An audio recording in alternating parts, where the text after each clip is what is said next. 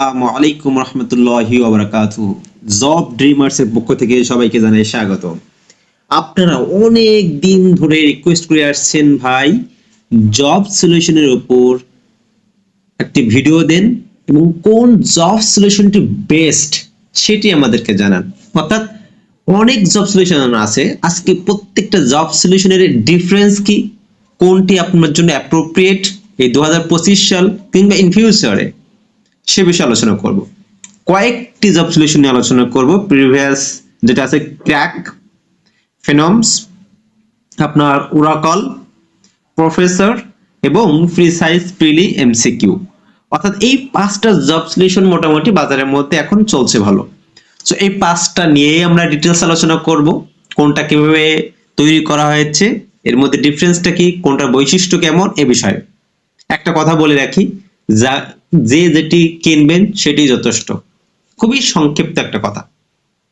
তবে কোনটি প্রথমে আপনার জন্য সুবিধা, কোনটি কিনলে আপনার সবচেয়ে ভালো ইনফরমেশন পেতে পারেন, সেই বিষয়ে আলোচনা করব। ওকে, প্রথমে আমরা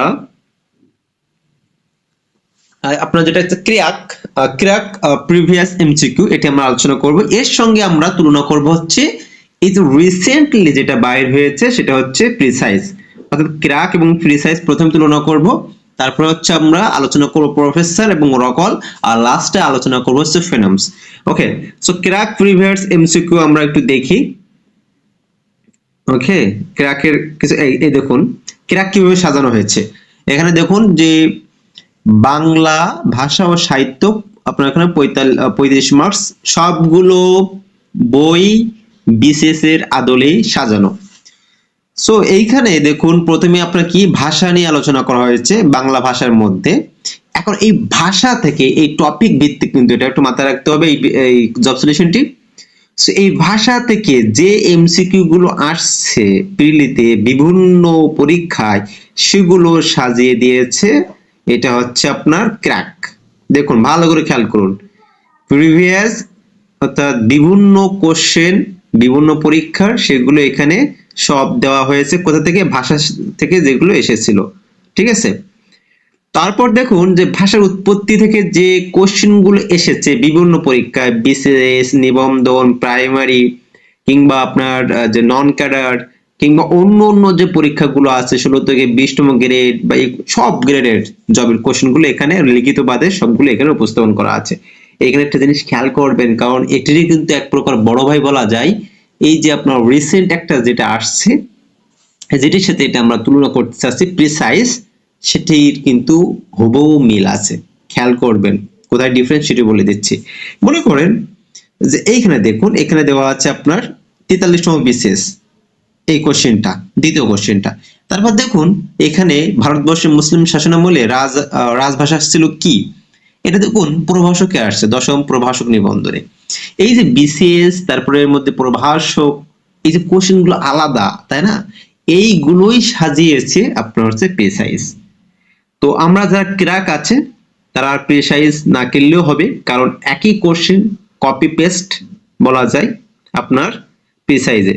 এই যে প্রিসাইজ আমরা একটু দেখি যদি, সো এখানে দেখুন প্রথমে যেমন আছে ভাষারীতি ও ভাষা বিষয়ক গ্রন্থ।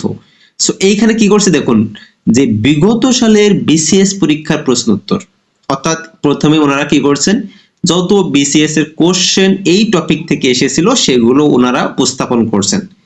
ঠিক আছে, আচ্ছা বিসিএস এর কোশ্চেন সব দেওয়ার পরে ওনারা চেষ্টা করছেন, একটু অপেক্ষা করবেন, সব বিসিএস এর কোশ্চেন, তারপর হচ্ছে আপনার প্রাইমারির পরীক্ষার প্রশ্ন উত্তরগুলো সাজিয়েছে আপনার। এটা কিন্তু প্রিসাইজ, মনে রাখতে হবে, আগে আমরা ক্র্যাক শেষ করেছি, এখন প্রিসাইজে।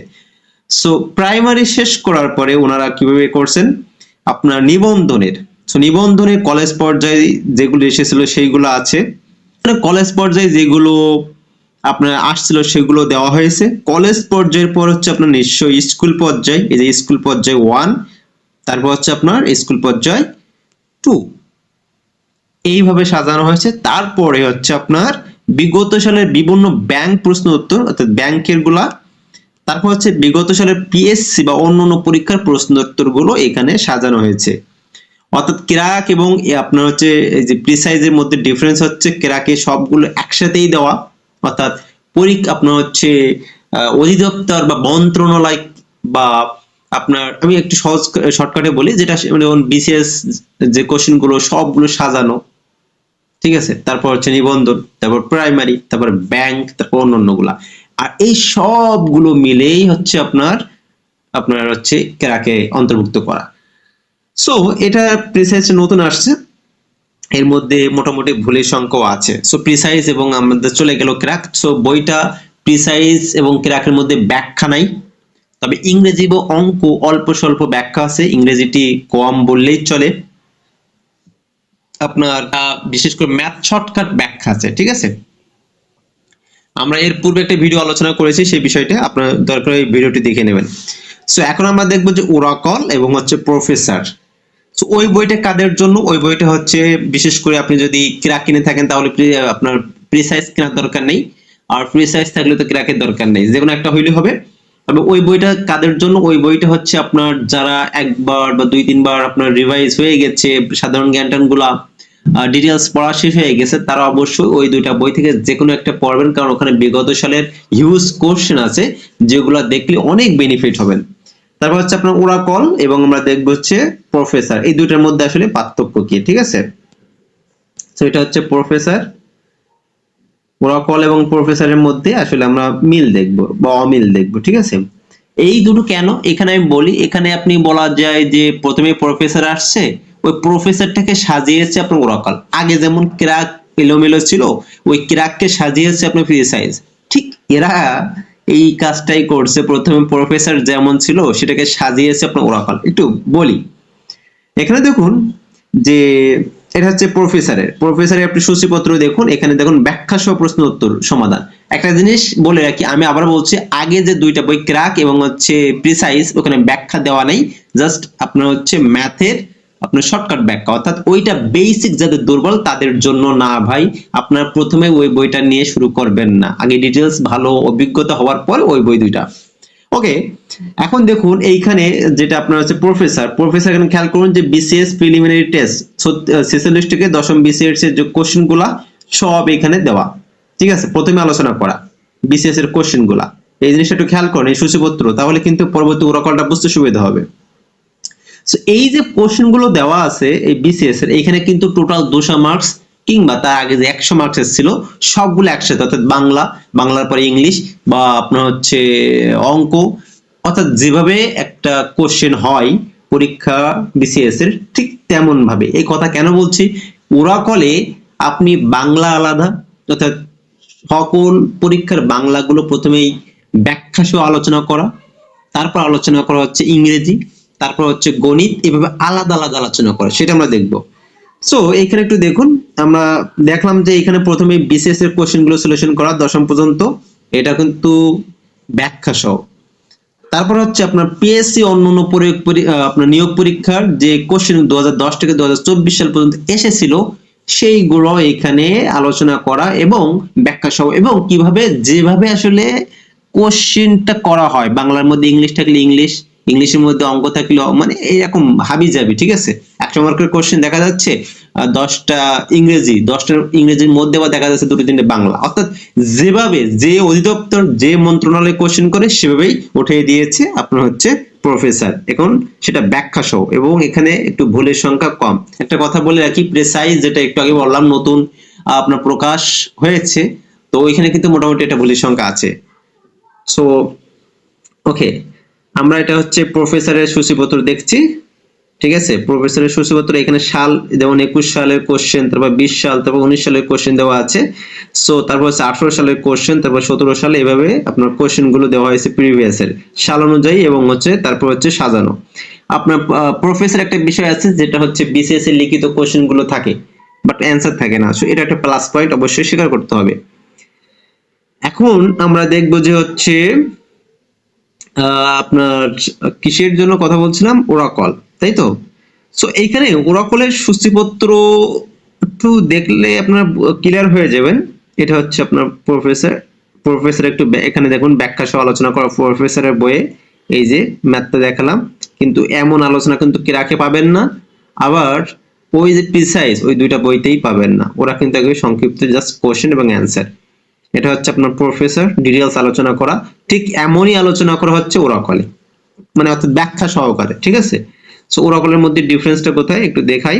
এই যে দেখুন, এটা হচ্ছে ওরাকলের সূচিপত্র। এখানে একটু খেয়াল করুন যে 46তম প্রিলিমিনারির পরীক্ষার এই যে বাংলা, প্রথমে বাংলা 2 পেজে আছে, ইংরেজি আছে কিন্তু 330 পেজে, বাংলাদেশ বিষয়গুলি আছে 656 পেজে, আন্তর্জাতিক আছে 894 পেজে, বিজ্ঞান আছে 1098 পেজে, এবং গণিত আছে আপনার হচ্ছে 1234 নম্বর পেজে, ঠিক আছে। এখন অর্থাৎ এক কথা হচ্ছে ওনারা কি করছেন, 46-এর বাংলা, 45-এর বাংলা, অর্থাৎ 46 থেকে 10ম বিসিএস এর সব বাংলা একবার আলোচনা করা, বাংলার পরে কি আলোচনা করছে, ইংরেজি গুলো আলোচনা করা, ঠিক আছে। ইংরেজি মানে সকল পরীক্ষার ইংরেজি ধারাবাহিক বাই ধারাবাহিক। ওকে, আর একটু ক্লিয়ার করতেছি বিষয়টা। সো ওখানে আমরা দেখলাম যে হচ্ছে এই যে 10ম গ্রেড, 10ম বিসিএস পর্যন্ত আপনার হচ্ছে পরীক্ষার কোশ্চেন, এখানে প্রথমে বাংলাগুলো, তারপর বাংলা শেষ হয়ে গেলে ইংরেজি শুরু হবে, ইংরেজি সব কোশ্চেন একসাথে শেষ হওয়ার পরে আপনার অন্যান্য বিষয়গুলো শেষ হবে। তারপর হচ্ছে ওই যে বলছিলাম প্রফেসরের মতো, জাস্ট একটু প্রফেসরটাকে একটু মডিফাই করছে এক প্রকার বলা চলে। সো তারপর এখানে 24 সালে যে পরীক্ষাগুলো হয়ে গেছে, সেই 24 সালের পরীক্ষার ওনারা কি করেছেন, কোশ্চেন গুলো অ্যাড করেছেন, তবে সেটাও টপিক ভিত্তিক, অর্থাৎ বাংলাগুলো সাবজেক্ট ভিত্তিক, টপিক না, সাবজেক্ট ভিত্তিক। বাংলাগুলো সব হচ্ছে আপনার এখানে আলোচনা করার পরে আপনার হচ্ছে ইংলিশ, তারপর অঙ্ক, এইভাবে।